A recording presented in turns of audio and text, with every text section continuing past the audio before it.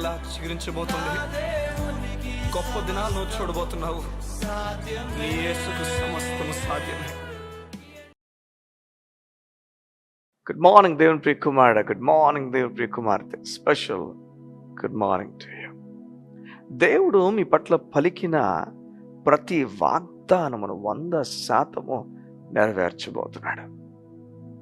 100% నెరవేర్చబోతున్నాడు. నిన్ను దేవుడు కోరుతుంది ఏంటంటే తన వాగ్దానాలపైన ఆశ పెంచుకోమని కోరుతున్నాడు. ఎవరైతే దేవుని వాగ్దానాలపైన ఆశ పెంచుకుంటారో వారు దేవుని పైన ఆశ పెంచుకుంటున్నారని అర్థం. వారు దేవుని యందు విశ్వాసం ఉంచుచున్న వ్యక్తి అని అర్థం. ఈ ఉదయమున దేవుడు కోరుతున్నాడు మిమ్మల్ని దేవుని మాట పైన, దేవుని వాగ్దానాలపైన ఆశ పెంచుకోమని. యెహోషువ 23వ అధ్యాయంలో, యెహోషువ గ్రంథం 23వ అధ్యాయంలో 14వ వచనంలో చూడండి ఎలా ఇజ్రాయెల్కి ఆశను పెంచుచున్నాడో చూడండి.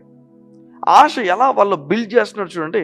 23వ అధ్యాయం యెహోషువ 14వ వచనం చూడండి. ఇదిగో నేను లోకుల మార్గమును వెళ్ళుచున్నాను.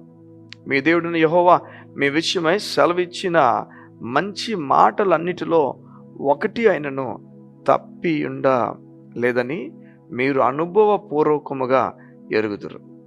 అవన్నీ మీకు కలిగెను, వాటిలో ఒకటి అయినను తప్పియుండ లేదు.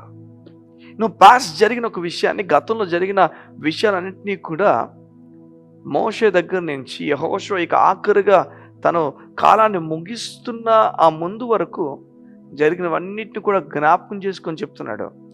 ఒక్కటి కూడా దేవుడి 40 సంవత్సరాలు చెప్పింది తప్పిపోలే. మన కొరకు చెప్పిన ప్రతి మంచి మాటను కూడా జరిగించేశాడు. ఏం చెప్తున్నాడు, ఏం బిల్డ్ చేస్తున్నాడంటే ఫ్యూచర్లో మీ మనసు దేవుని వైపే ఉంచండి. ఒక మాట అంటాడు, మీరు ఎవరిని ఆరాధిస్తారు? మీరు మీ మనసును అన్య దేవతల వైపు తిప్పుకుంటారా, దేవుణ్ణి నిలబడతారా? ఈ విషయాలను అడుగుతాడు ఆ వచనాల గ్రంథాల్లో, ఆ అధ్యాయంలో.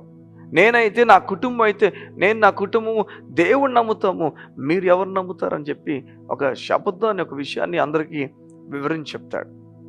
ఈ ఉదయం ఒక మాట నేను చెప్పడానికి ఇష్టపడుతున్నాను. ఒక్క మాట అయినా కూడా, దేవుడిచ్చిన మాట ఒక్క మాట కూడా తప్పిపోదంటే తప్పిపోదు. ఆయన నిన్ను భూమి మీద ఉన్న సమస్త జనులెదుట దీవిస్తానని చెప్పాడు. మీరు విశ్వాసం ఉంచాలి ఆ విషయాల్లో. నేను నమ్ముతున్నానయ్యా, నీవు నన్ను దీవించబోతున్నావు.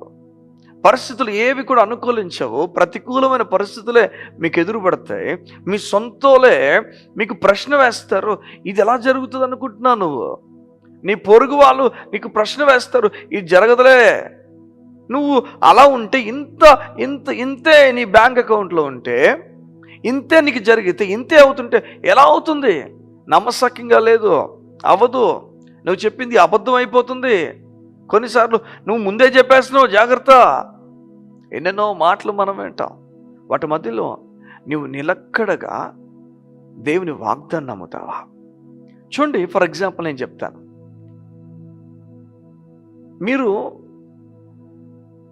మీ బిడ్డలకు ఒక మాట చెప్పే వెళ్ళారు, నేను ఇంకొక 2 నిమిషాలు వస్తాను, ఇక్కడ వెయిట్ చేయని చెప్పి మీరు వెళ్ళారు.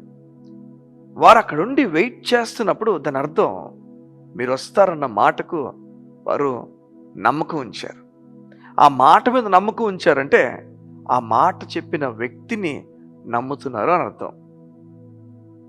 డాడీ నమ్ముతున్నారు కనుకనే, తండ్రి నమ్ముతున్నారు కనుకనే బిడ్డ అక్కడ ఎదురు చూస్తున్నాడు. మా నాన్నగారు వస్తారని చెప్పారండి, లేదు నేను ఇంటికి వెళ్తాను, పర్వాలేదు, మా నాన్నగారు వచ్చి తీసుకుని వెళ్తారు, నాకు ఎవరు సాయం ప్రస్తుతానికి అవసరం లేదు, కారణం మా నాన్నగారు వచ్చేస్తారు కదండి, నాకు అవసరం లేదు సార్ అని చెప్పి ఆ బిడ్డలు పంపించేస్తారు. అలాగనే ఈ ఉదయం మన దేవుడు నీతో మాట్లాడి చెప్తున్నాడు, నువ్వు ఆయన మాట నమ్మితే ఆయన నమ్ముచున్నావు. నిన్ను దేవుడు దీవిస్తా అని చెప్పాడు, నీ భూఫలం దీవిస్తా అని చెప్పాడు, నీ గర్భఫలం దీవిస్తా అని చెప్పాడు. మీరు వండుతున్న లేకపోతే మీ భోజనము, మీ పానీయమును అన్నిటినీ దేవుడు దీవిస్తా అని చెప్పాడు. ఈరోజు ఈ జ్ఞానమును, ఈ వాగ్దానపు జ్ఞానమును మిమ్మల్ని దేవుడు కలిగి ఉండమని చెప్తున్నాడు. మీరు ఒక్కరేమో ఒంటరి అయిపోయిన వ్యక్తి ఏమో మిమ్మల్ని దేవుడు 1000 మందితో సమానం అని చెప్తున్నాడు. అట్టి ధైర్యముతో దేవుడు మిమ్మల్ని నడిపించునుగాక. వాగ్దానపు నెరవేరు ప్రతి సమీపంగా మీ జీవితంలో ఉన్నది. దేవుడు నెరవేర్చబోతున్నాడు. దేవుడు 100% వాగ్దానం మీ ముందు తీసుకురాబోతున్నాడు. మీరు సిద్ధమా? వాగ్దానపు నెరవేర్పు గమనించడానికి మీరు సిద్ధమా? వాగ్దానపు నెరవేర్పు పొందుకోవడానికి సిద్ధమా? సిద్ధమైతే నీ విశ్వాసం సరిపోతుంది, మరేం కాదు. నమ్మాలి, నిలకడగా నమ్మాలి. నిలకడగా ఉన్న వ్యక్తే దేవుని ప్రామిసెస్ని, వాగ్దానమును సొంతం చేసుకోగలడు. ఈ ఉదయం దేవుడు మాట్లాడుతున్నాడు. వాగ్దానమును నీవు సొంతం చేసుకోబోతున్నావు. నీవు చేయాల్సిన పని నిలకడగా నాయందు విశ్వాసం ఉంచి సరిపోతుంది. ఆ నిలకడ నీకును నీ కుటుంబానికి ప్రత్యేకముగా నీకు కలుగునుగాక, ప్రత్యేకంగా మీకు కలుగునుగాక. కళ్ళు మూసుకున్నట్లయితే ఈ ఉదయాన్ని మీకోసం ప్రార్థన చేయడానికి ఇష్టపడుతున్నాను.